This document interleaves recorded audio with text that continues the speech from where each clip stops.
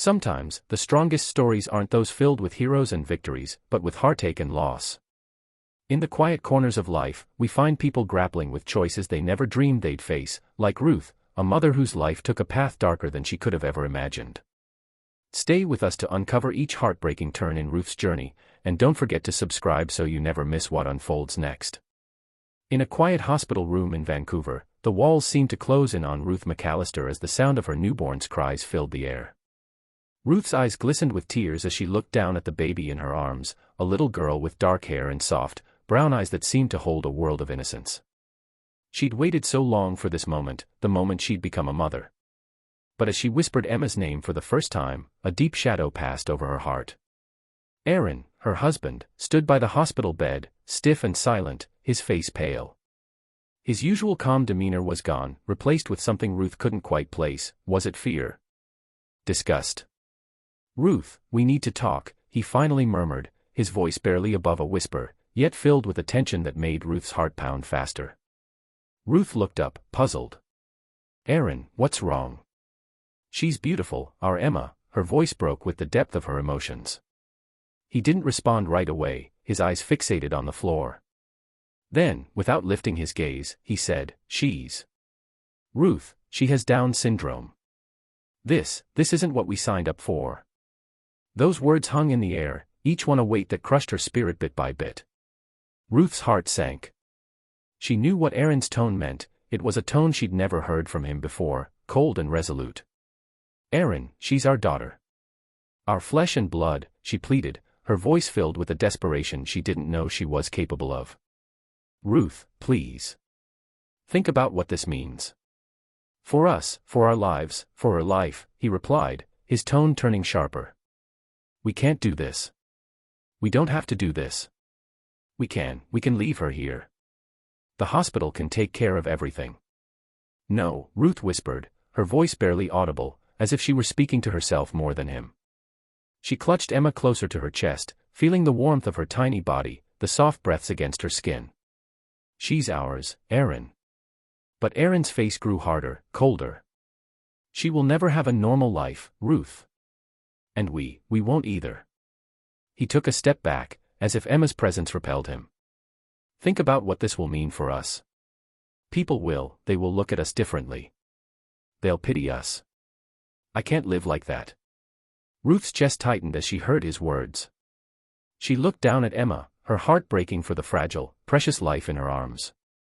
She was terrified, yes, but the fear wasn't enough to overpower the love she already felt.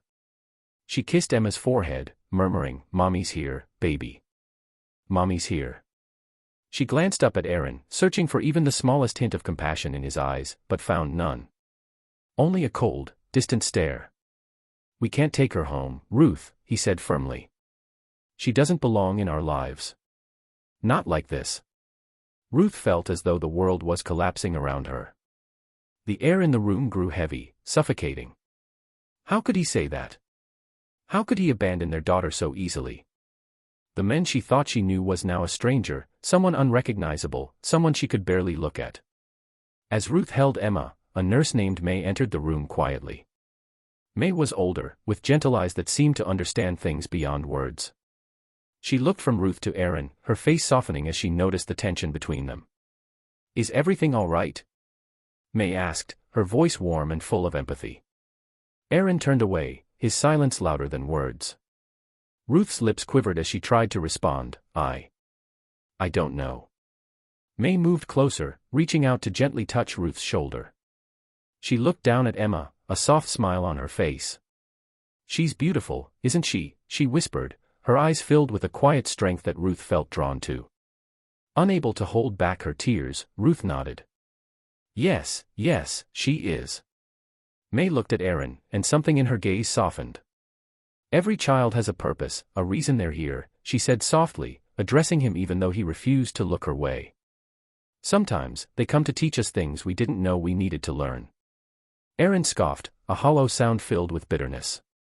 "Teach us? You don't understand. This is going to ruin everything."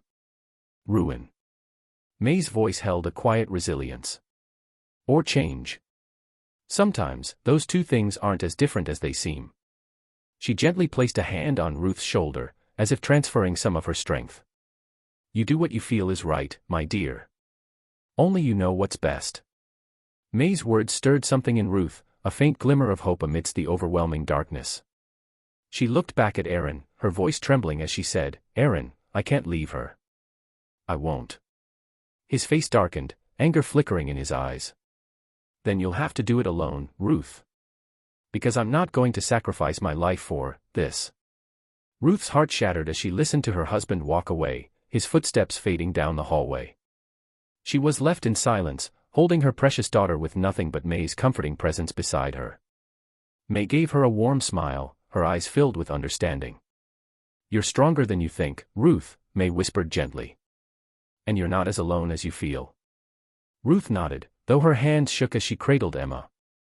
May sat with her in that quiet room, offering a solace Ruth hadn't known she needed. In the next few days, Ruth found herself faced with the decision Aaron had forced upon her. She was left with the haunting reality that if she chose to keep Emma, she would have to raise her alone.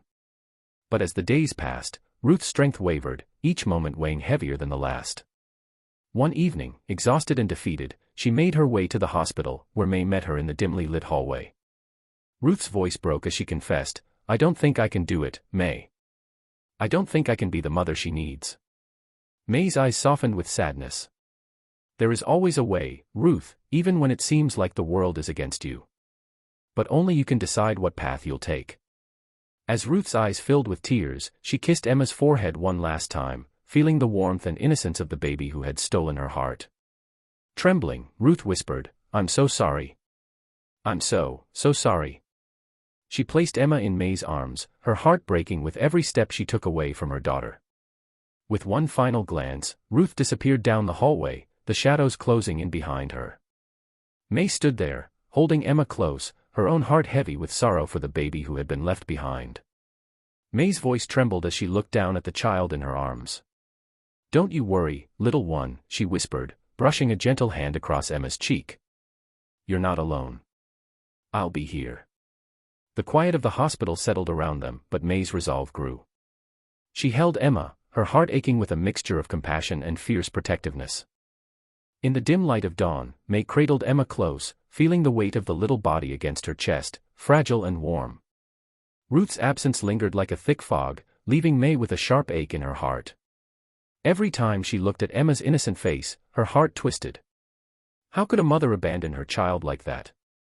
And how could a father turn his back so quickly? The news of Emma's abandonment traveled swiftly through the hospital. Doctors whispered in the hallways, and nurses cast pitying glances. May stayed strong, her focus unwavering. She spent every quiet hour she could with Emma, humming lullabies and speaking softly, promising this tiny child that she would never be alone. But the weight of the coming days was heavy, and May knew that her time with Emma might be cut short. As May rocked Emma one afternoon, a loud knock startled her.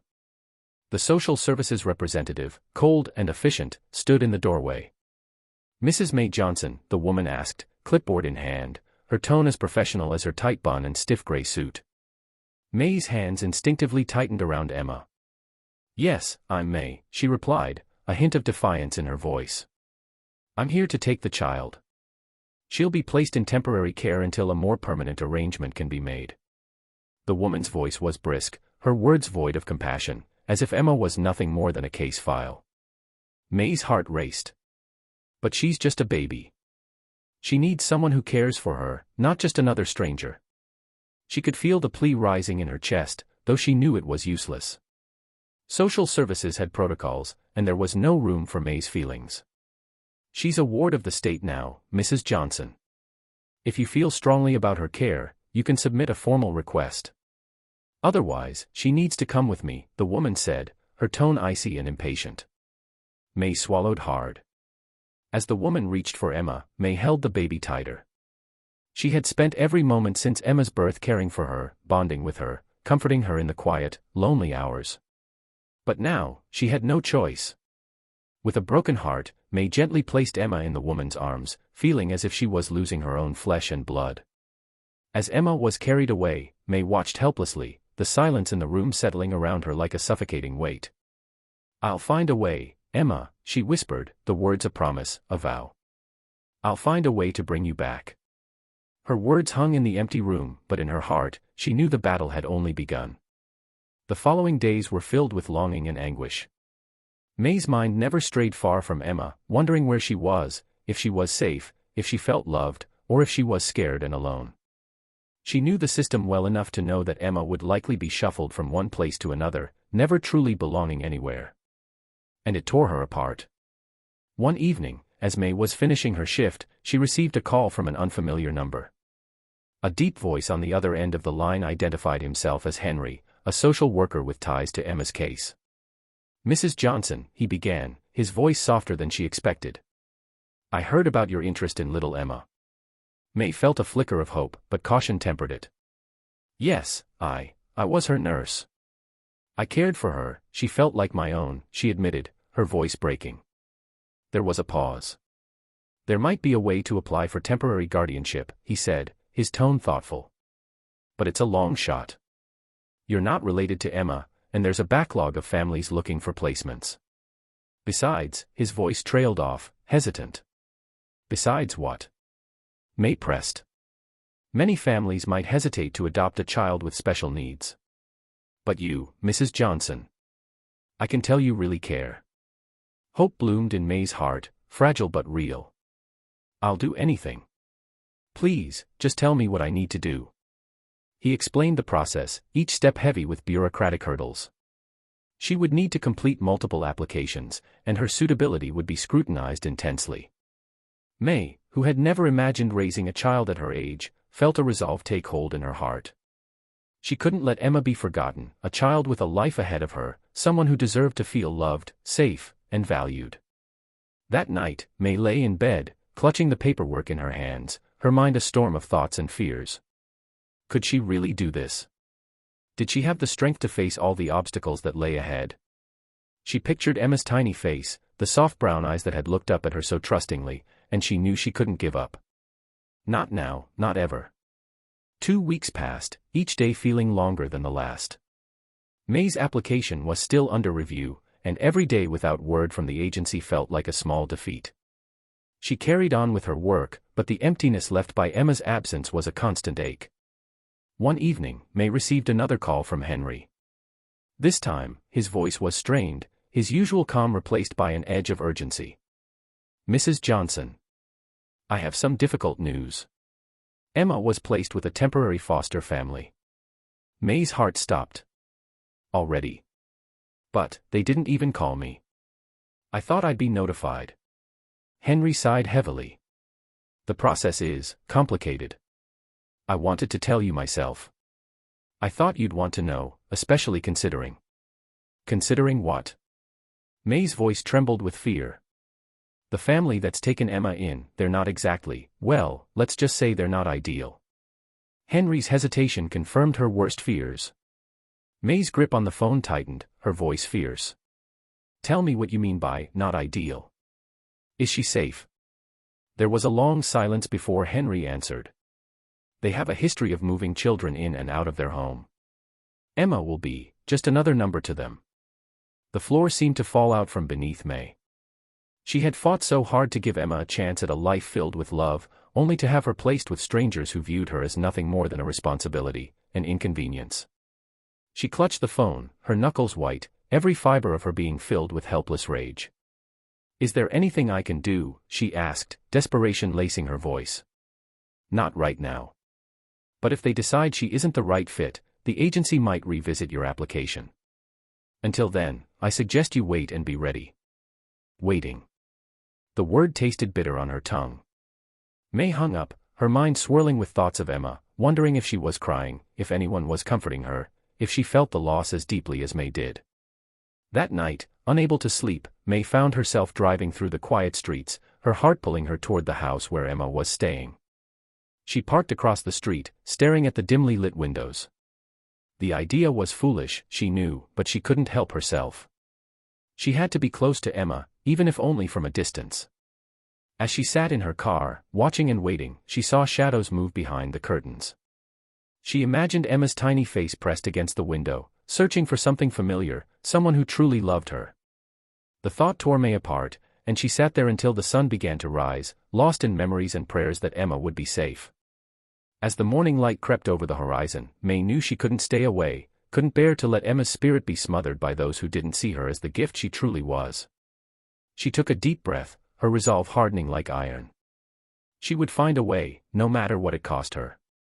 2 weeks had passed since May had watched Emma's foster home from her car, clutching the steering wheel as if her grip alone could somehow shield Emma from the cold world outside. Every day since, she had waited, hoping the agency would call her with news. But the silence was unrelenting, heavy with an uncertainty that gnawed at her. One evening, while finishing up a late shift, May's phone rang. Her hands trembled as she saw the unknown number flashing on the screen, a spark of hope flaring in her heart. She answered quickly, barely breathing as she heard the familiar voice on the other end. "Mrs. Johnson," Henry began, his tone uncharacteristically bright. "Good news. Emma's foster family, they've decided to give her up." May's breath caught. Relief washed over her, though it was quickly tempered by anxiety. "So, does that mean?" "Yes. You've been approved for temporary guardianship," Henry continued, and May felt as if she were floating, the weight of the last few weeks lifting from her shoulders. "You can come get her tomorrow. They'll have her things ready." May's hands shook as she hung up, barely able to contain her joy. That night, she stayed awake, lying in bed and picturing Emma's face. She imagined holding her again, soothing her, whispering promises that this time, May would keep her safe. That she would never let her go. The next day, May arrived at the foster home with Henry by her side, her heart pounding with a mixture of relief and anticipation. When the door opened, a woman with a pinched face and tight lips peered out at May with an appraising look, her gaze dismissive. Behind her, May caught sight of a small bundle on the couch, a little girl, small and curled up, with wide, sad eyes staring into nothing. May took a step forward, her breath catching. "Emma," she whispered, and at the sound of her name, Emma's head turned slightly, her eyes meeting May's with a flicker of recognition. The foster mother crossed her arms, watching with a thinly veiled impatience. "She's all packed. Doesn't seem like she's used to much attention, though. She barely makes a sound." May's heart ached. She moved toward Emma, kneeling beside her and reaching out a hand to brush the girl's cheek gently. "Hello, Emma," she whispered. "I've missed you so much." Emma's little hand reached out instinctively, grabbing onto May's finger with surprising strength. May's heart swelled, and she lifted Emma into her arms, holding her close. She could feel the tremor in Emma's tiny frame, the quiet fear that seemed to cling to her. May looked over at Henry, her eyes filled with unshed tears. "Thank you," she whispered, knowing her voice wouldn't hold if she tried to say more. He nodded, a soft smile breaking through his otherwise solemn face. As May walked out of the house, holding Emma against her chest, she felt a warmth she hadn't felt in weeks. Emma clung to her, and May whispered, "You're safe now, sweetheart. I promise." The days that followed were filled with gentle routines as May introduced Emma to her small, modest home. She filled each moment with warmth and comfort, waking each morning with new energy and singing to Emma softly in the evenings. And for the first time in what felt like an eternity, Emma smiled, a small, hesitant smile that broke May's heart and mended it all at once. May started taking Emma for short walks to the local park. They would sit on a bench, Emma watching the birds flutter about and the leaves rustling in the trees. One afternoon, as they were returning from the park, May noticed a stranger watching them, a tall man in a suit standing just across the street. He looked out of place with his polished shoes and expensive briefcase, his gaze focused on Emma with a strange intensity. May's heart skipped a beat, and she pulled Emma closer, quickening her pace back to the house. Once inside, she peeked out the window, only to find the man gone. She tried to shake off her unease, telling herself it was just her nerves, her protective instincts heightening with each passing day. But later that evening, as she prepared Emma for bed, there was a knock at the door. May's heart raced as she opened it to find the same man from earlier, standing on her porch with a polite but distant smile. "Mrs. Johnson?" he asked, his voice smooth, practiced. May nodded cautiously. "Yes. I'm Nicholas Hayward, a lawyer representing Mr. Aaron McAllister." His name struck her like ice water, and she stiffened instinctively, clutching the doorframe. "What do you want?" she asked, her voice barely more than a whisper. He adjusted his tie, his gaze unfaltering. Mr. McAllister has requested to see his daughter. May's chest tightened, a surge of panic sweeping over her. He has no right to come back now, she stammered. He abandoned her, left her alone. The lawyer's expression didn't falter, though his eyes held a hint of sympathy. Mr. McAllister is prepared to file for legal custody of Emma. He claims he's had a change of heart and wishes to reconnect. May could feel the anger boiling within her. She remembered the cold look in Aaron's eyes, his cruel words when he had told Ruth to leave Emma behind. The idea that he could come back now, after all that time, was unfathomable. Emma is finally happy, she said, her voice steady but fierce. You can tell Aaron McAllister that he gave up his right to her the day he walked away. Emma is my daughter now. I won't let him come in and tear her life apart. The lawyer hesitated, glancing down at his briefcase before giving a small nod. I understand your concern, Mrs. Johnson. But Mr. McAllister has every intention of pursuing this. May's heart pounded, her hands shaking as she closed the door, shutting him out. Her mind raced as she paced the small living room, the fear and anger swirling together into a storm inside her. That night, May stayed by Emma's side, watching her sleep, feeling the weight of everything that had happened pressing down on her. The days of peace, the small joys she had found in caring for Emma, all felt fragile now, as if they could be shattered with a single word from Aaron. In the morning, she made a decision. She drove to her lawyer's office, a small but trusted firm she had used for years.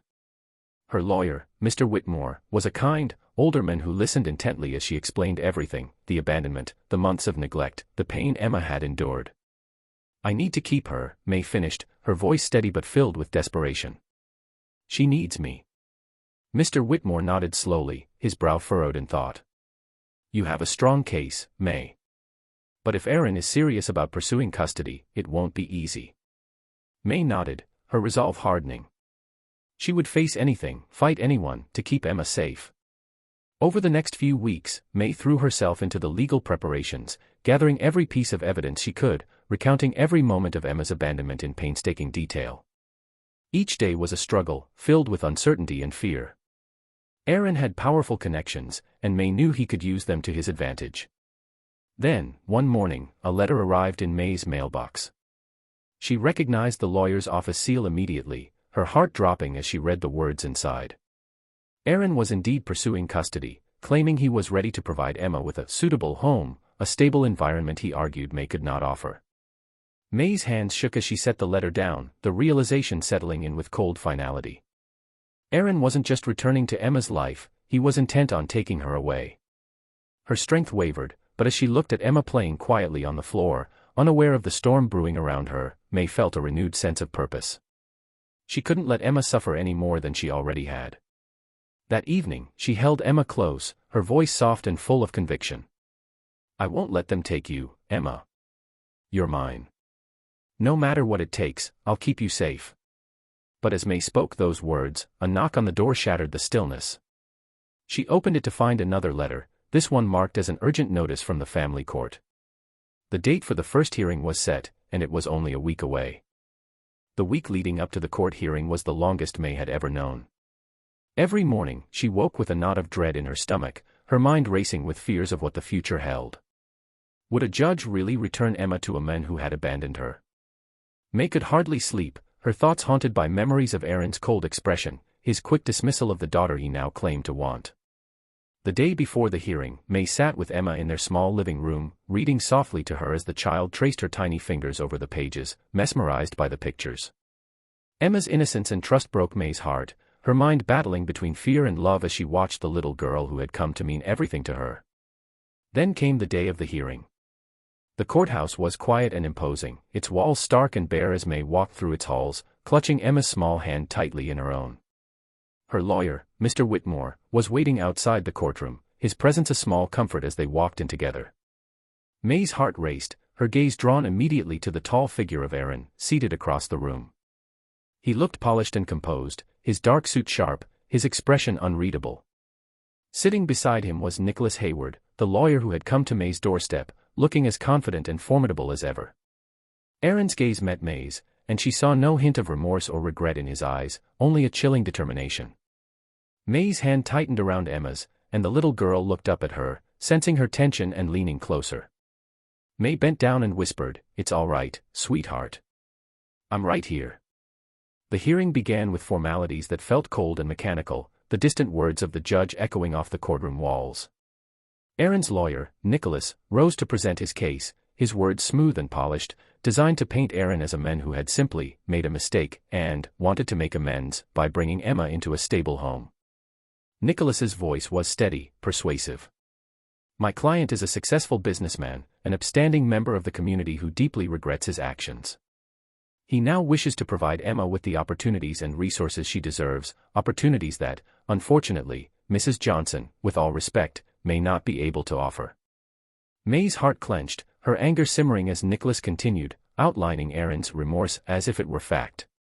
She wanted to stand up and shout, to make everyone see the truth, that Aaron had abandoned Emma when she was at her most vulnerable, that he had not cared until it was convenient for him. But she forced herself to stay quiet, knowing her chance would come soon. When it was finally her turn, May rose, her voice trembling but clear as she spoke. "Your Honor," she began, glancing at the judge with a plea in her gaze, "I was there the day Emma was born. I held her when her parents walked away from her. I loved her when no one else would. She's not just another child to me. She's my family." She took a deep breath, steadying herself as emotion threatened to overwhelm her. "Emma deserves stability, yes. But more than that, she deserves love, a real home with people who won't leave her behind when things get hard." May glanced over at Aaron, her voice growing firmer. "Mr. McAllister walked away from Emma, and now he wants to return, thinking he can pick up where he left off. But Emma isn't an object that he can simply claim because he's changed his mind." The courtroom fell silent, her words echoing in the stillness. Aaron's lawyer looked unfazed, but May saw a flicker of something in Aaron's face, a flash of anger, maybe even resentment. The judge's gaze lingered on May for a moment, as if weighing her words carefully. After a brief recess, Aaron himself took the stand, his expression carefully controlled as he spoke. "I'll admit, I made a mistake," he said, his tone rehearsed. "But I've had time to reflect. I can provide Emma with a home that will meet all of her needs, a future where she'll want for nothing. She deserves that." His voice held an edge, a confidence that only fueled May's frustration. To him, it was about convenience, about appearing to do the right thing. But for May, it was about Emma's life, her happiness, her safety. When Aaron finished, the judge called May forward one last time, and she stood, taking a deep breath as she met the judge's gaze. "Emma isn't a burden. She's a beautiful, kind-hearted child, full of life and joy," she said softly. "I would give everything I have to keep her safe and loved. And I hope that matters here." The judge listened, his face impassive, before he adjourned the hearing with a decision pending until the following day. May's heart ached with the uncertainty as she walked out of the courthouse, holding Emma close. Her hands trembled as she placed Emma in the car, her mind racing with the haunting fear that everything she had worked for would slip away. The next morning, May received a call from her lawyer's office. "The judge has issued a temporary order," Mr. Whitmore explained, his voice cautious. "Emma will stay with you for now, but Aaron is allowed supervised visits. The judge feels he deserves a chance to prove his intentions are genuine." May felt a cold wave of dread. Supervised or not, it meant Aaron was now part of Emma's life. He would be in her home, around her, a reminder of the pain he had caused. She agreed to the arrangement, knowing she had no choice, her mind reeling as she imagined Aaron's presence in their peaceful world. A week later, Aaron arrived for his first visit. May watched as he stepped into her home, the sight of him stirring emotions she hadn't felt in years. Emma was wary, hiding behind May's leg, peeking out with wide, curious eyes as Aaron tried to coax her out with a strained smile. "Emma, it's Daddy," he said, his voice awkward, and used to warmth. He knelt down, reaching out a hand, but Emma hesitated, clinging tightly to May's hand. May crouched down beside her, whispering gently. "It's all right, Emma. You're safe. I'm here." Emma peeked up at May, her face uncertain, before she finally stepped forward, reaching out a tiny hand toward Aaron. He took it, his fingers barely holding hers, as if unsure how to connect. His smile was thin, forced, and Emma, sensing something was wrong, quickly withdrew, returning to May's side. Aaron's expression shifted, a flash of irritation crossing his face as he rose. May saw it, the impatience, the frustration. To Aaron, Emma was an obligation, a way to soothe his own guilt, not the precious, wonderful child May had come to adore. Each visit was the same. Aaron's attempts to bond with Emma were stilted, strained, and each time he left, May saw the relief in Emma's eyes, the way she relaxed, clinging to May as if she were a safe haven. And with each visit, May's resolve grew stronger. She would protect Emma, no matter what it cost her. Then, one evening, May received an unexpected visitor. Henry, the social worker who had helped her secure temporary guardianship, stood at her door, his face grim. He looked down, shifting his weight awkwardly before speaking. "Mrs. Johnson. I thought you should know. Aaron has filed for full custody. He's claiming that you're unfit to raise Emma. He has a team of lawyers building a case against you." May felt the floor drop from beneath her, her world tipping as she struggled to absorb his words. What do you mean?" she stammered, her voice barely above a whisper. Henry's gaze was filled with pity, his voice soft. "He's determined to take her, May. And he's willing to do whatever it takes." May's chest tightened, her breath coming in shallow gasps. She clutched the doorframe, feeling the weight of Aaron's cold ambition crushing her from all sides. Henry reached out, resting a hand on her shoulder. "May, I know you're the best thing for Emma. But Aaron has resources, power. This fight will be harder than you can imagine." May's vision blurred with tears as she looked back into her small home, where Emma was playing on the floor, unaware of the storm raging around her. She had fought so hard, sacrificed so much, to give Emma a home filled with love and warmth. But now, it felt as though everything she'd built could be torn away in an instant. In that moment, as she watched Emma's small fingers arrange her toy blocks, May made a silent vow, stronger and fiercer than any she had made before. She would face this battle with every ounce of strength she had left. Because Emma was worth every sacrifice, every tear, every sleepless night. May closed the door behind Henry, her resolve hardening as she turned back to Emma, brushing a tear from her cheek. The fight was just beginning, but she would not give up. Not now. Not ever. But deep in her heart, May knew, this was only the beginning of a long, painful battle, and the outcome was anything but certain. The days after May learned of Aaron's bid for full custody passed in a haze of worry. May clung tightly to each moment with Emma, savoring the ordinary joys of their life together, knowing it might all be ripped away. She was haunted by memories of Aaron's cold, indifferent gaze, the same gaze he had once turned on Emma the day she was born. Her lawyer, Mr. Whitmore, met her one afternoon to discuss Aaron's latest claim that May's modest income and small home were insufficient to meet Emma's needs. "He's coming at us with everything he's got," Whitmore said with a heavy sigh. "Aaron has lawyers digging into every corner of your life, May. He's even claiming that your age makes you unfit for long-term guardianship." May's heart clenched at the words. She'd known from the start that Aaron would use every weapon he had to take Emma, but hearing the harsh reality of his tactics was unbearable. "Mr. Whitmore," she said quietly, "all I have is my love for Emma. I don't have his money or his connections, but I know I'm what's best for her. Isn't there anything we can do?" Whitmore nodded, his eyes kind but cautious. "Love is powerful, May. And you have proof of your dedication. But the courts often favor biological parents, especially when they have the resources Aaron does." May was silent, her heart breaking under the weight of Whitmore's words. She could feel Emma tugging at her sleeve, her small fingers curling around May's hand, grounding her. "What if I lose her?" May whispered, her voice breaking. Whitmore placed a gentle hand on her shoulder. "We'll fight, May. We'll give it everything we've got. But prepare yourself. The next hearing will be difficult." The days that followed were tense and filled with meetings, paperwork, and endless preparation. May stayed strong, pouring every ounce of her energy into defending her right to keep Emma. She spent late nights gathering evidence, pictures, witness statements from neighbors, even letters of support from friends and former colleagues, all of whom vouched for her devotion to Emma. As the next hearing approached, May's nerves were frayed, her heart heavy with the possibility of losing the child who had become her world. She worried about how Emma would fare under Aaron's care, knowing all too well the disinterest and resentment he'd shown from the very beginning. May could only hope the judge would see the truth and rule in Emma's favor. On the day of the hearing, May sat in the courthouse once again, this time facing Aaron across the room. He looked poised, confident, a sharp contrast to May's quiet, unassuming appearance.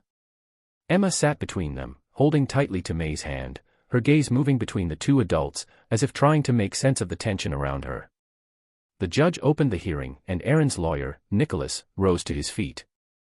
He presented his case with the precision of a practiced lawyer, citing Aaron's stable financial situation, his well-maintained home, and his newfound dedication to Emma's future. Nicholas paused, casting a glance in May's direction. My client deeply regrets his earlier decision to distance himself from his daughter. He has come to realize that family is the most important thing, and he is now fully committed to raising Emma and providing her with every opportunity she deserves. May clenched her hands, her anger simmering. She had seen Aaron's face on each visit, watched the impatience, the feigned interest. His regret, if it existed at all, wasn't for Emma's sake, it was to soothe his own conscience, a means to save face. But the courtroom was a place of rules and evidence, not intuition. And May could only hope the judge would see through Aaron's polished facade. When it was her turn, May rose, her voice steady but full of emotion. Your Honor, I don't have Aaron's wealth, or his influence, she began, her voice trembling as she glanced at Emma. But I have given Emma a life of love, stability, and safety. I have been there for her since the day she was born, caring for her when no one else would. I don't have much to offer, but I have a heart that loves her deeply. May took a shaky breath, her gaze meeting the judge's. Please don't take her away from the only home she's ever known. I am her family. I am the one who chose her when everyone else turned their backs. The judge's face softened as he listened, but his expression remained unreadable. May's heart raced as she returned to her seat, feeling the weight of everything she had left unsaid. The hearing ended with the judge announcing that he would need more time to make a decision, leaving May and Aaron in an agonizing state of limbo. That evening, May returned home with Emma, feeling the hollow ache of uncertainty settling over her. As she prepared Emma for bed, she tried to stay cheerful, reading Emma's favorite bedtime story with as much warmth as she could muster. But her heart felt heavy, her mind haunted by the prospect of losing the one person who had become her entire world. After Emma had fallen asleep, May sat alone in the dimly lit living room, her hands trembling as she stared out into the night. A knock at the door startled her, and she rose, opening it cautiously to find Aaron standing on her porch, his expression guarded. Aaron, she asked, her voice wary. I came to talk, he replied, his voice low. He glanced inside, his gaze flickering to the small, warm space of May's home, filled with toys and mementos of the life she'd built with Emma. For a moment, May thought she saw something like regret in his eyes. What is it, Aaron? May asked, her voice cold. He hesitated, then spoke, his voice tight. I don't want to fight you, May. This whole thing, it's complicated. But Emma is my daughter. May's gaze hardened, her patience slipping. Your daughter? The daughter you abandoned. He flinched, but his tone remained steady. I'm trying to make things right. I want her to have a chance at the life she deserves. May felt a sharp pang in her chest, her anger mingling with sadness. The life she deserves. You think she deserves to be treated like an afterthought? A burden. Aaron sighed, running a hand through his hair. Look, May. I know I made mistakes. But I have the resources to give Emma everything she needs. I can put her in the best schools, give her the best care. Emma doesn't need fancy schools or a big house, May replied, her voice filled with quiet conviction. She needs love. She needs someone who sees her for who she is, someone who would do anything to protect her. For a moment, Aaron was silent, his expression softening. But then, as if steeling himself, he shook his head. This isn't about what you or I want, May. It's about what's best for Emma. May felt her heart break a little more, the weight of his words cutting deep. She realized then that Aaron would never understand, never see Emma for the precious child she was. To him, this was about appearances, about absolving himself of guilt. And May knew, in that moment, that there would be no compromise. Leave, Aaron, she said, her voice a whisper. You've done enough. He hesitated, his face a mix of anger and regret, before he turned and walked away, disappearing into the night. The next day, May's lawyer called with news that shook her to the core. Aaron had escalated his petition, filing for an emergency hearing to transfer custody to him immediately, citing May's age and limited resources as grounds for Emma's urgent need for a stable home. May felt as though the ground had been pulled out from under her. She couldn't eat, couldn't sleep. The thought of Emma being taken from her, of losing the child who had become her heart and soul, left her feeling hollow and numb. The emergency hearing was set for the following week, and May knew it would be the fight of her life. She spent every waking moment preparing, calling friends and colleagues, gathering letters of support, and praying for the strength to keep going. On the morning of the hearing, May dressed Emma in her favorite dress, holding her close as they walked into the courtroom. She felt the eyes of everyone in the room on her, but her focus was solely on Emma, on the quiet promise she made to herself: she would not give up, no matter what. The hearing began, and Aaron's lawyer wasted no time, laying out every perceived flaw in May's life: her age, her modest income, the smallness of her home. May sat quietly, her hands clenched, feeling each word as a blow to her heart. Finally, it was her turn. She rose, her voice steady but filled with quiet desperation. "Your Honor, I know I don't have the wealth or the influence Mr. McAllister has. But I have given Emma something he never could: unconditional love, a safe home, and a mother who would sacrifice anything for her." The judge listened, his expression thoughtful, before finally speaking. "This is a difficult case. Both parties clearly care for the child's well-being, but the law requires stability and resources." May's heart pounded as she waited for the judge's final words, her breath caught in her throat. But then, just as the judge was about to continue, Emma, sensing May's distress, reached out, her small voice breaking through the silence. "Mommy." May's heart melted, tears springing to her eyes as she held Emma close. The courtroom fell silent, and even the judge looked visibly moved. May felt the warmth of Emma's tiny hand in hers, a spark of hope igniting within her. She knew then, without a doubt, that whatever the judge decided, her love for Emma would be unbreakable, a bond that no legal battle could sever. But as the judge paused, his gaze serious, May knew that the battle was far from over. As May held Emma in her arms, the courtroom seemed to dissolve around them, the tension momentarily softened by the innocent weight of Emma's hand in hers. The judge watched the scene unfold, his expression unreadable. May hoped, desperately, that he could see the undeniable bond between them, a bond forged in love and sacrifice, through nights of comfort and days of pure, simple joy. But as he cleared his throat, the reality of the courtroom returned, and May's heart tightened. After a long pause, the judge spoke, his voice measured. "The court acknowledges the genuine connection between Mrs. Johnson and Emma," he began, his eyes glancing at Aaron's lawyer, Nicholas, who was already preparing to rebut. "However, we cannot overlook the fact that Mr. McAllister has presented a compelling case for custody." The judge's tone was grave, the words chilling May to her core. May's lawyer, Mr. Whitmore, leaned over, his voice a low whisper. "This isn't over, May. The judge hasn't ruled yet. Stay strong." But May's strength was wearing thin, her spirit stretched and frayed from the relentless strain of fighting Aaron's wealth and influence. As the hearing adjourned for the day, May left the courthouse holding Emma's small hand, clinging to her with a fierce protectiveness. Every step to her car felt heavy, laden with the weight of the judge's words and the shadow of Aaron's relentless pursuit. That evening, after May had tucked Emma into bed, she received an unexpected call.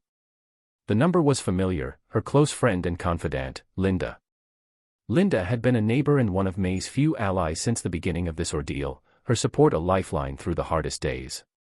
"May," Linda's voice was hesitant, almost guilty. "We need to talk." May frowned, sensing something off in her friend's tone. "Linda. Is everything all right?"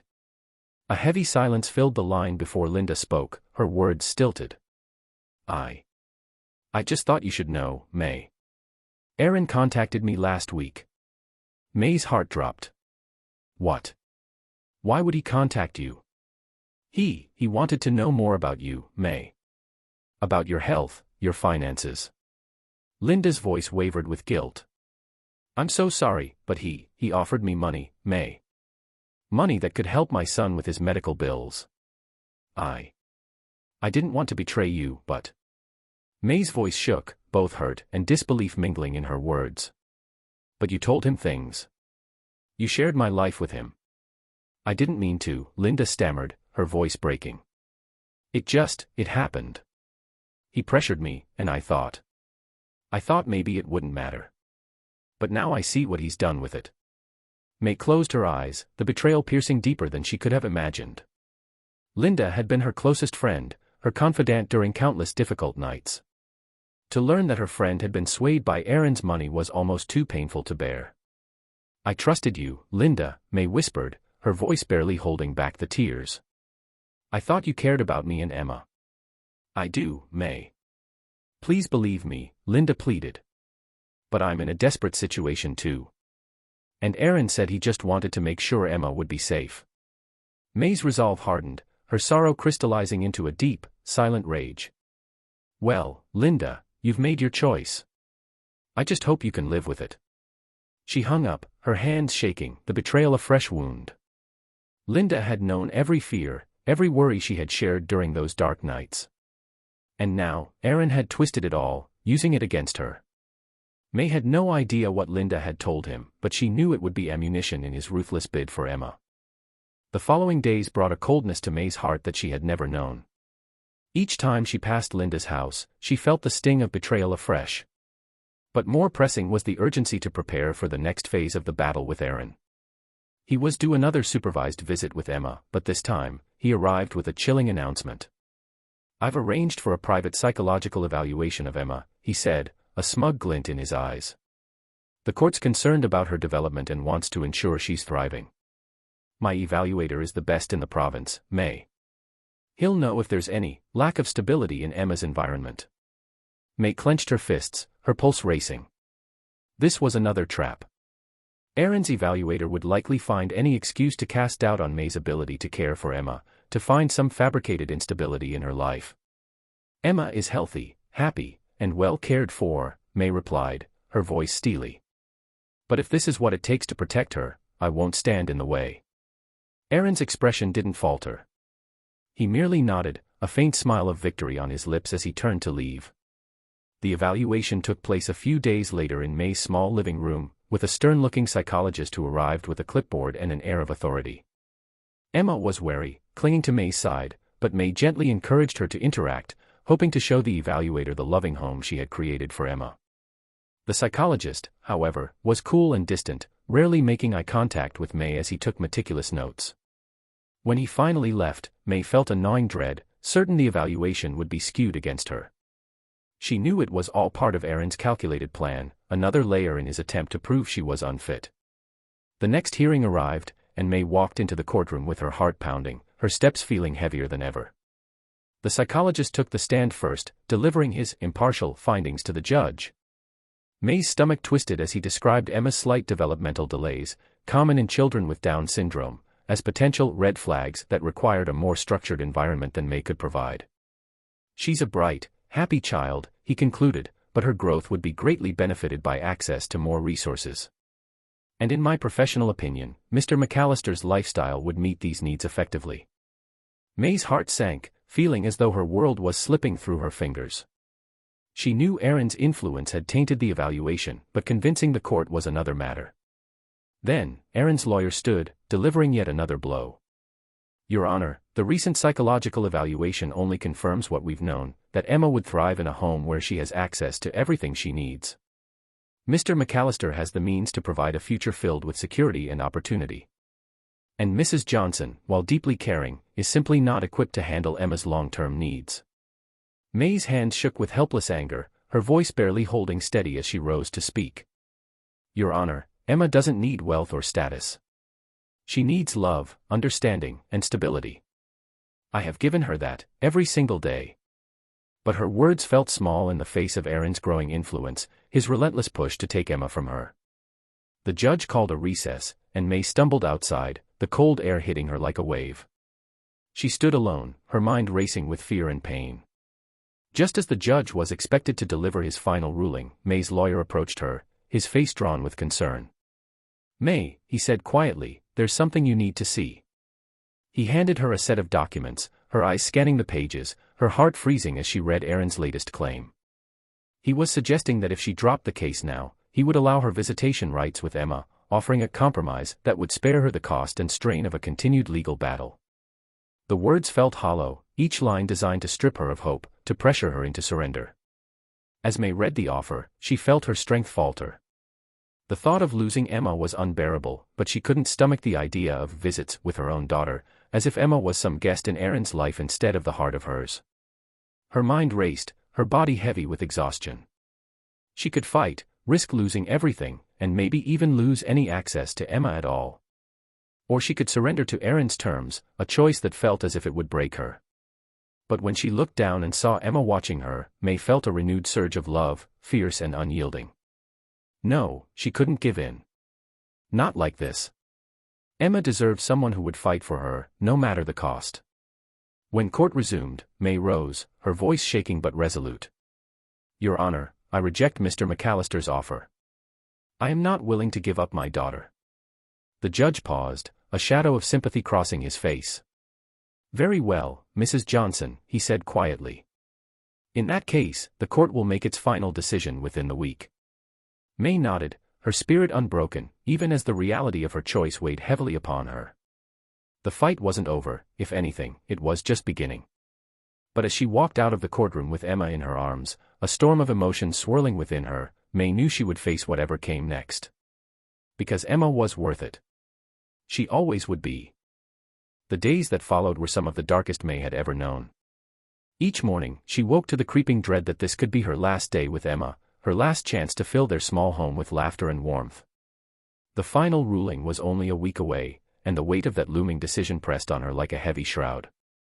The news of the custody battle had spread through their small community, and May found herself met with a mix of support and silent judgment. Some neighbors offered comforting words, but others avoided her, as if unsure whether to pity or judge her. Only a handful of friends remained close, and even they were hesitant to talk about the coming decision, their attempts at comfort awkward and strained. May was drained. She moved through her days in a daze, trying to shield Emma from the worry etched into every line of her face. She kept a brave smile for Emma, but every night after the child had fallen asleep, May would sit alone in the quiet, staring at the walls of the home she'd built for them, fighting back tears and wondering how she could ever bear to let it all go. One evening, after another long day, May received a call from her lawyer, Mr. Whitmore. His voice, usually calm and steady, was tense with concern. May, he began cautiously, we just received an unexpected request from Erin's team. They want you to consider mediation before the final ruling. Mediation. May's voice cracked. What would that mean for us?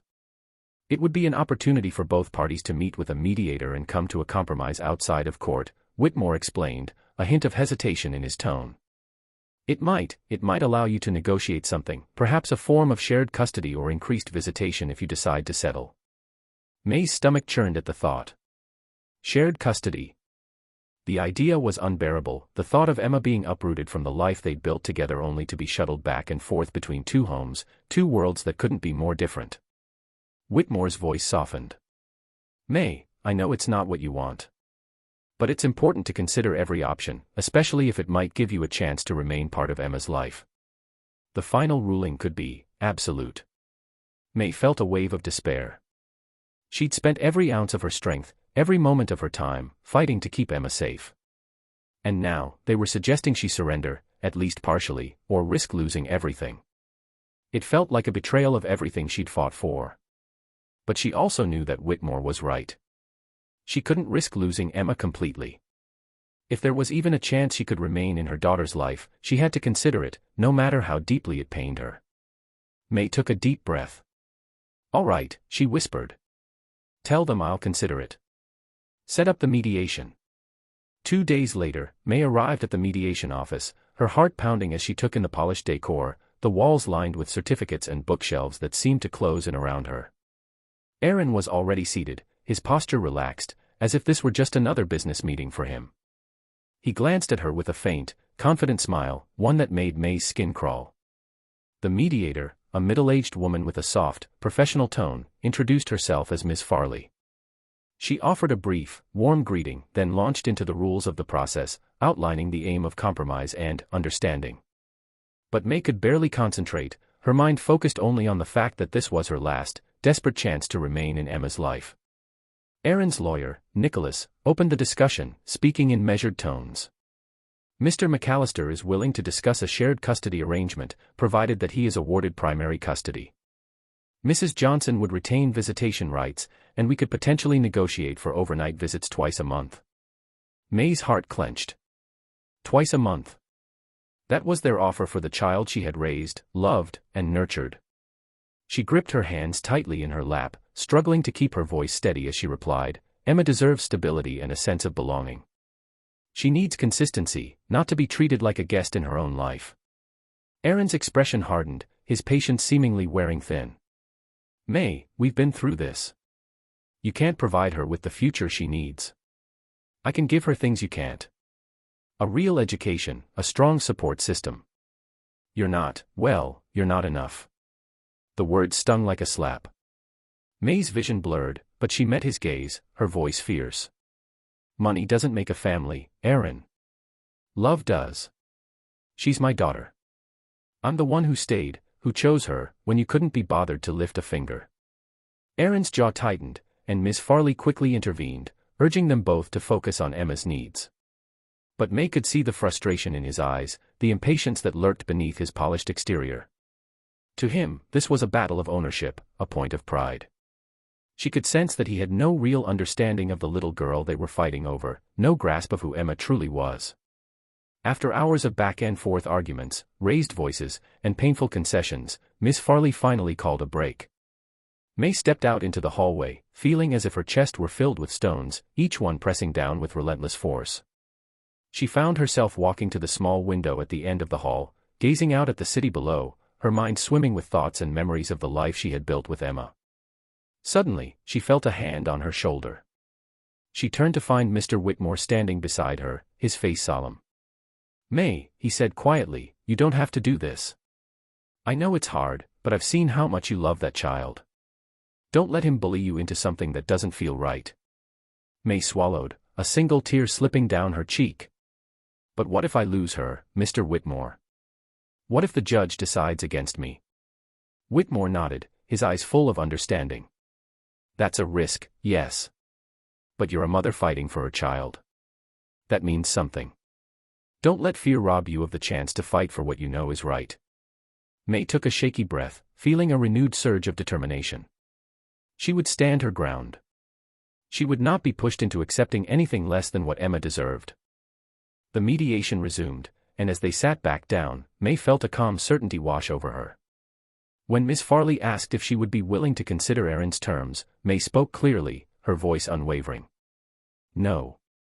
I won't agree to anything that treats Emma as a part-time obligation.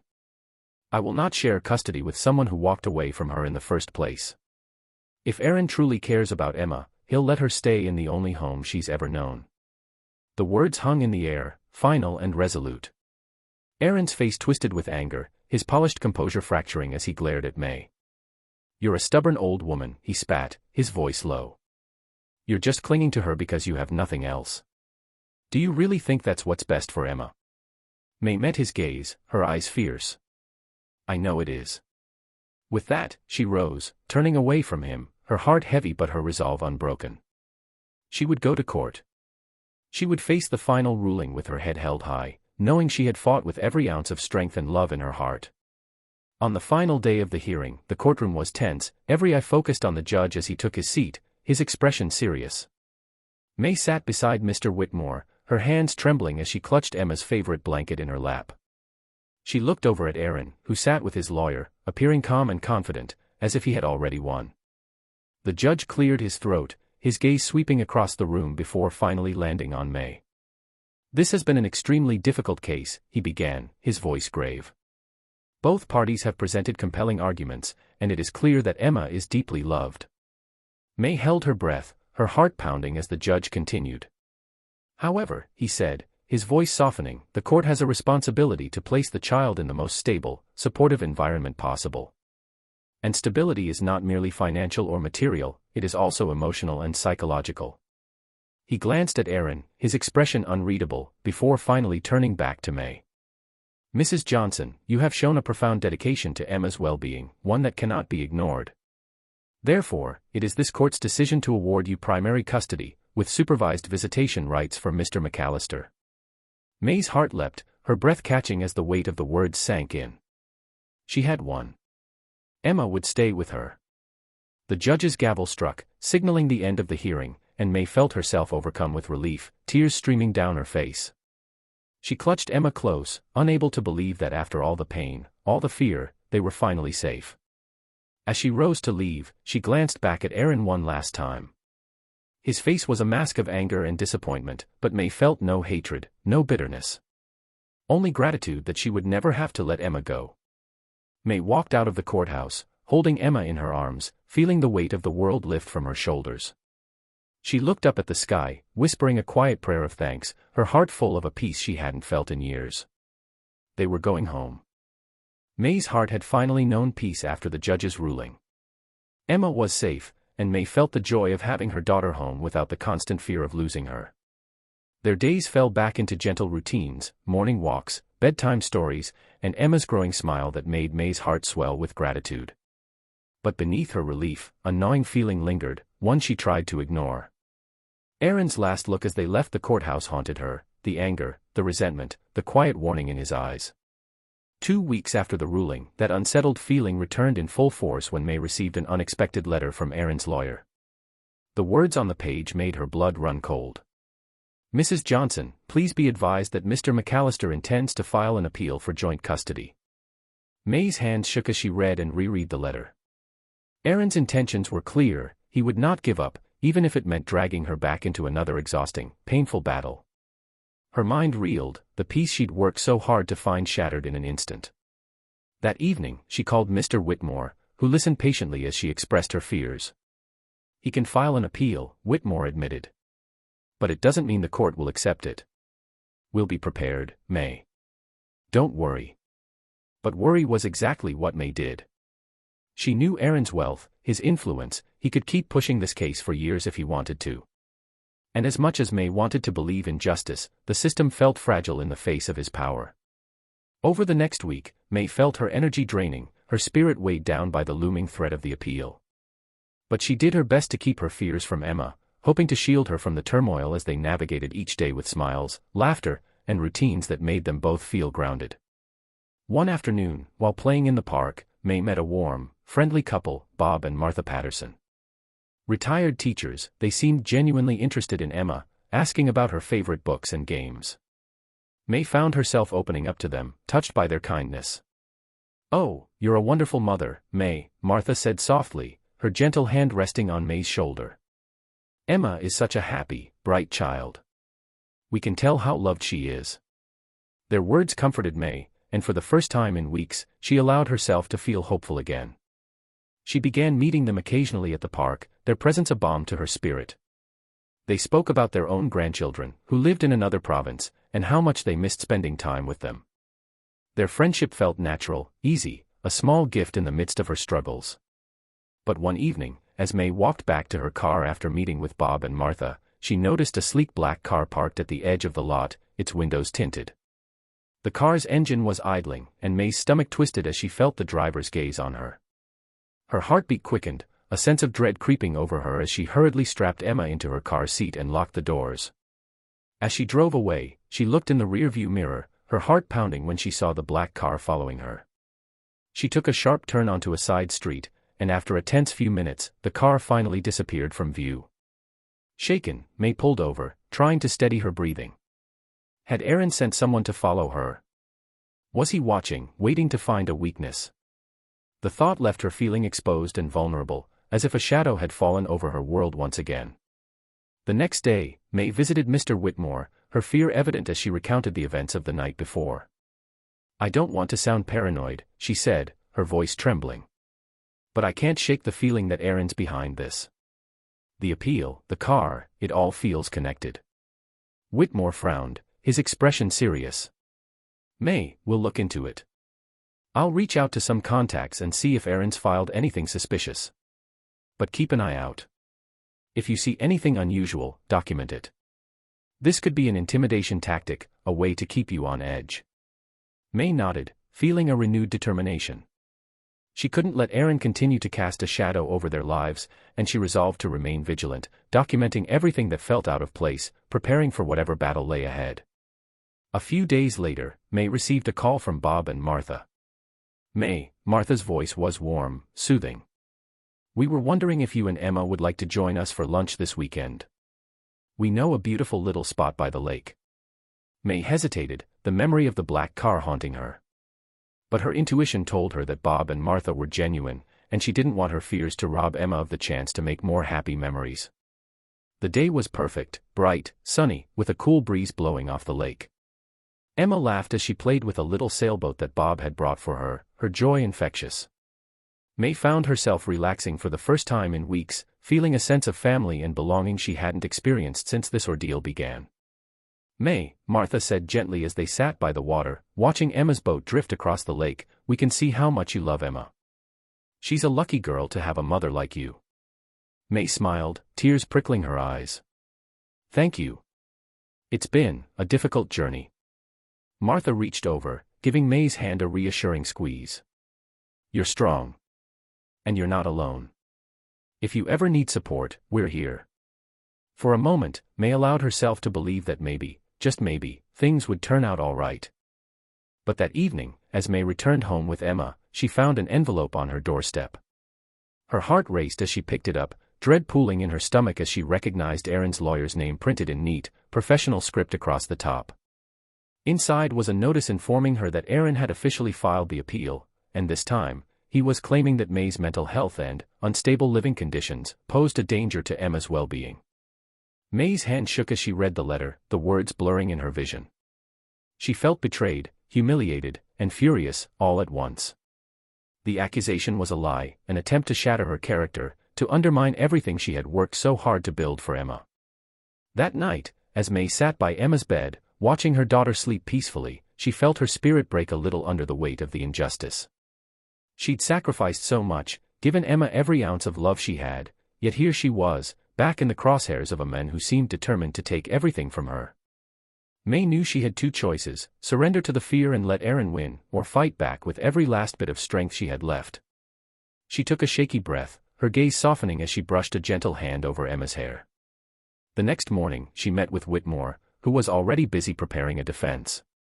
"Aaron's claims are weak, May. They're built on assumptions, not facts. But we'll need to prove that your home is safe and stable, no small task with his resources against us."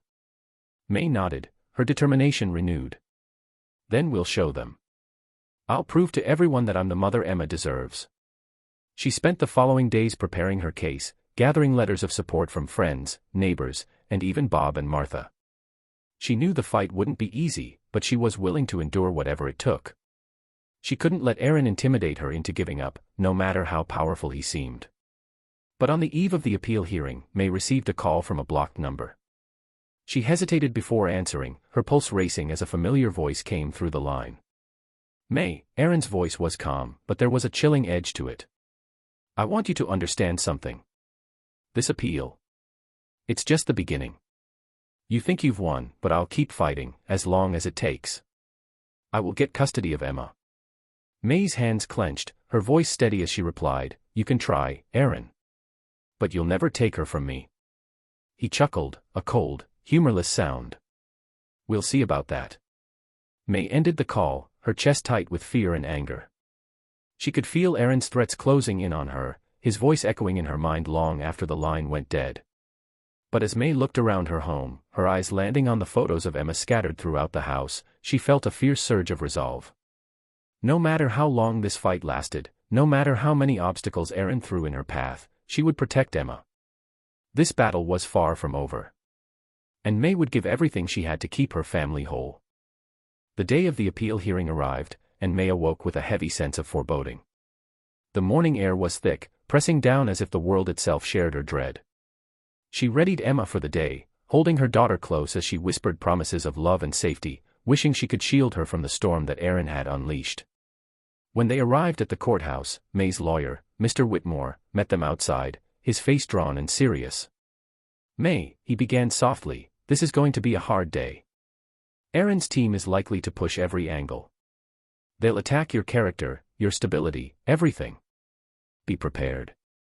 May took a deep breath, nodding with resolve. "I'm ready." As they entered the courtroom, May's heart sank at the sight of Aaron's imposing team of lawyers, each one armed with stacks of documents and hard stares. Aaron sat among them, his expression calm, even smug. He nodded at May as if this were all just a game, a move on a chessboard he fully intended to control. She looked away, anger stirring in her, grounding her for what was to come. The hearing began, and Aaron's lead lawyer stood, presenting their case with a clinical precision that May found chilling. He referenced everything from May's age to her income, painting a picture of concern for Emma's well-being in the unstable care of an elderly single woman. As the accusations piled up, May gritted her teeth, feeling the injustice of every pointed word. She'd sacrificed everything for Emma, given her all the love and stability she could, yet here she was, being told she wasn't enough, that her love was insufficient. Then came the final, crushing blow. Aaron's lawyer produced a file that May had never seen, its contents spilling out as he held it up for the court to see. "Your Honor, we have reason to believe Mrs. Johnson's health may not be as stable as she claims," he announced, his voice calm and assured. "In fact, we have here a statement from her close friend and neighbor, Ms. Linda Parker, who has disclosed concerns over Mrs. Johnson's well-being and her capacity to care for a child in the long term." May felt her breath leave her, her entire world tilting as she absorbed the betrayal. Linda. Her closest friend, the woman she had trusted above all others, had sided with Aaron. May's stomach twisted with a combination of shock, hurt, and fury. Linda's words were used against her, twisted into claims of fatigue, mental strain, and emotional instability. The lawyer quoted her supposed conversations with Linda, painting a picture of May as overwhelmed and unfit for the demands of motherhood. Each word was a knife, cutting deeper and deeper, until May could barely hold back her tears. Mr. Whitmore quickly rose to counter the claims, but May's heart was shattered, her trust irreparably broken. She had shared her deepest fears with Linda, the worries that kept her awake at night, and now those fears were being used to strip her of the one person she loved most. After a grueling day in court, May stumbled out of the courthouse, her mind swirling with disbelief and betrayal. She could barely make sense of the world around her. Aaron had taken everything good, everything innocent, and twisted it into a weapon against her. And Linda, her friend, her confidant, had handed him the blade. That night, May couldn't sleep. She sat alone in the quiet of her small home, her heart heavy as she stared at the walls, feeling the weight of loss bearing down on her. She had come so close to building a life of safety and peace for Emma, but now it felt as though everything was slipping through her fingers. In the darkness, her phone rang. May's heart clenched as she answered, half expecting it to be Aaron, or worse, Linda. But to her surprise, it was Martha, the gentle woman she had met at the park. "May." Martha's voice was soft, laced with concern. "I heard what happened. Bob and I wanted you to know, we're here for you. Whatever you need." May closed her eyes, her hand clutching the phone as her throat tightened. She hadn't told Martha or Bob about the full extent of the custody battle, but somehow, they had known. May felt a faint spark of comfort from their kindness, like a small, steady light in the overwhelming dark. "Thank you, Martha," she whispered, her voice breaking. "I don't know what to do." "We'll figure it out together," Martha said gently. "You're not alone." The next morning, May met with Whitmore, feeling more vulnerable and uncertain than she ever had. "Mr. Whitmore," she began, her voice barely a whisper, do you think the judge will believe them?" Whitmore's expression softened, his own voice calm but cautious. "May, they've thrown everything they have at you, even resorting to lies and manipulation. But they've underestimated one thing: the court cares about what's best for Emma. And Emma's best interest is with you. We'll prove that." May nodded, feeling a glimmer of hope. She held on to that hope as the days dragged on, each one an agonizing wait for the judge's final decision. The betrayal weighed heavily on her heart, but May knew she couldn't let it consume her. She had to remain strong for Emma. The day of the final decision arrived, the courtroom filled with tense silence as everyone awaited the judge's ruling. May clutched Emma's hand tightly, her heart pounding as she looked down at her daughter, feeling the depth of her love steadying her. The judge began, his gaze moving between Aaron and May, his face impassive. "This court has reviewed extensive evidence and testimony from both parties. It is clear that each side has presented significant arguments, though it is regrettable that certain tactics were used that may not have reflected the true spirit of these proceedings. May saw the judge's eyes linger on Aaron, a hint of disapproval in his expression. She held her breath, hope flickering in her chest. Having reviewed all evidence, the court finds that Emma's best interests lie with a guardian who can provide both stability and emotional support, the judge continued. And while Mr. McAllister has demonstrated the means to provide financial stability, it is the belief of this court that Mrs. Johnson provides a far more nurturing and supportive environment for the child. May felt the words wash over her, her breath catching in her throat. Therefore, the judge declared, his voice clear and unwavering, custody of Emma will remain with Mrs. Johnson, with visitation rights granted to Mr. McAllister, under strict supervision. The gavel fell, and May's heart burst with relief. Tears streamed down her face as she pulled Emma into her arms, holding her close, feeling the weight of every struggle, every sleepless night, dissolve in a wave of pure, unfiltered joy. Aaron's face was stony, his mouth set in a hard line as he rose, his gaze filled with silent fury. He shot May one last look before turning on his heel and leaving the courtroom without a word. She knew this might not be the end of his attempts, but she didn't care. Today, she had won, and Emma was safe. Outside the courthouse, May was greeted by Martha and Bob, their faces beaming with joy as they embraced her. "We knew you could do it, May," Bob said, his voice thick with emotion. "You fought for her, and you won." May smiled, feeling the warmth of their support wash over her. For the first time in what felt like an eternity, she allowed herself to believe in the future. A future where Emma would be loved, protected, and cherished, free from the shadows that had haunted them for so long. As they walked away from the courthouse together, May looked down at Emma, her heart overflowing with gratitude and love. She had faced her darkest fears, weathered the deepest betrayal, and emerged on the other side with her daughter in her arms. May knew there would still be challenges ahead, but she was no longer afraid. She had found strength in her love for Emma, in the friends who stood by her, and in her own resilience. And as they walked into the bright sunlight, May felt certain that, finally, they were free. For the first time, May looked to the future with hope, knowing that, no matter what came next, she and Emma would face it together. The days following the judge's decision felt surreal to May, as though she were moving through a dream too precious to believe. Every moment with Emma felt sharper, clearer, filled with a warmth she hadn't known in years. She had fought, endured betrayal, and suffered sleepless nights, but all of it had led to this, a life where she could raise Emma with love, free from the looming threat of losing her. For the first time, May felt a deep, lasting peace settle over her. Despite her joy, May found it difficult to fully let go of the worry that Aaron might come back, might somehow threaten the fragile happiness she had built. But as weeks turned to months, she saw no sign of him, no letters, no calls, no unexpected encounters. She dared to hope that perhaps he had finally let go. Then, one crisp autumn morning, May received an unexpected letter. The envelope bore the name of a law firm, Aaron's Law Firm.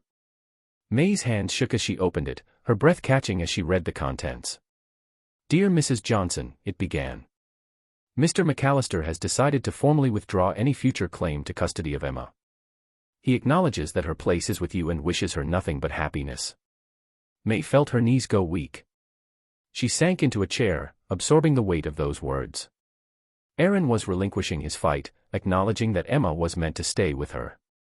The relief was overwhelming, a release of every fear she'd carried for so long. She clutched the letter to her chest, closing her eyes as tears of gratitude spilled over. Later that day, May took Emma to the park, their favorite spot by the small lake. As they strolled through the golden leaves, May felt a renewed sense of purpose and gratitude for the simple beauty of their life together. Emma giggled as she tossed leaves into the air, watching them fall with a bright, delighted smile. Sitting on the familiar park bench, May felt a gentle tap on her shoulder. Turning, she saw Martha and Bob, their warm smiles lighting up the chilly morning. They'd come to know this as May and Emma's favorite place, and their presence brought a comfort that felt like family. "May, you're glowing," Martha said, squeezing May's hand. "Everything all right?" May smiled, feeling her heart swell. "Better than all right, Martha. Aaron's finally given up. Emma is safe with me, forever." Martha's eyes filled with tears, and she pulled May into a warm embrace. "Oh, May. That's the best news I've heard all year." She looked down at Emma, who was gleefully piling leaves into her little hands, a picture of pure, innocent joy. "She's going to grow up knowing exactly how loved she is." The weight May had carried for so long, the anxiety and fear, lifted fully, leaving only the quiet, joyful certainty that she and Emma had truly come through the other side. They were safe, their bond unbreakable. As the months passed, May found herself surrounded by a newfound community of support. She kept in close touch with Bob and Martha, who became like surrogate grandparents to Emma, their friendship blossoming into an inseparable part of May's life. On weekends, they would gather for family dinners, where Emma's laughter would ring out like music, filling the house with a joy May had once thought lost forever. One day, Bob and Martha surprised May with an offer. "May, we've been thinking," Bob began, his eyes twinkling with kindness. "Emma means the world to us. We'd like to set up a small education fund for her future. It's not much, but it's something we'd be honored to do." May's hand flew to her mouth, overwhelmed. "Bob, Martha. I don't know what to say. You've given us so much already." Martha smiled, reaching out to take May's hand. "You've given us far more, May. Emma's brought us so much joy, so much purpose. This is just a way for us to be part of her journey." May accepted their gift, her heart full, realizing that, in this small, loving community, she and Emma had finally found their family. They were surrounded by people who cherished them, who had stepped in to fill the space left by the family May had lost. As the years passed, May watched Emma grow into a kind-hearted, resilient young girl. Emma's laughter, her bright, curious nature, filled every room with light. She grew strong, nurtured by the security and love May had fought so hard to give her. May encouraged Emma's passions, and soon her daughter was singing in the church choir, her clear, sweet voice moving the congregation to tears. May herself felt renewed, more alive than she had been in years. Her health and strength improved as the weight of her worries faded, replaced by the joyful rhythm of life with Emma and their friends. She joined local book clubs, volunteered at Emma's school, and began teaching a small Sunday school class, pouring into her community the same love and resilience she had drawn from it. One Sunday after service, as they were walking home hand in hand, Emma looked up at May, her brown eyes wide and serious. "Mommy, are we going to be together forever?" May knelt down, gazing into her daughter's face. "Yes, my love. Forever and ever." She held Emma close, feeling the warmth of her small hands, the steady beat of her little heart. May had learned the true strength of love, that it could weather any storm, that it could endure even the deepest betrayals, and that, in the end, it was all that mattered. For May, there was no greater gift than the simple joy of being Emma's mother. It had taken her a lifetime of hardship and struggle to find this peace, this happiness, but she knew now that every moment had led her to Emma, to a love that had transformed them both. As they walked home, the golden sunlight filtering through the trees, May felt the certainty of a promise fulfilled. She and Emma had faced darkness and despair, but together, they had found the light. And now, with the future stretching out before them, filled with love, laughter, and the unwavering bond they shared, May knew they were finally, truly home.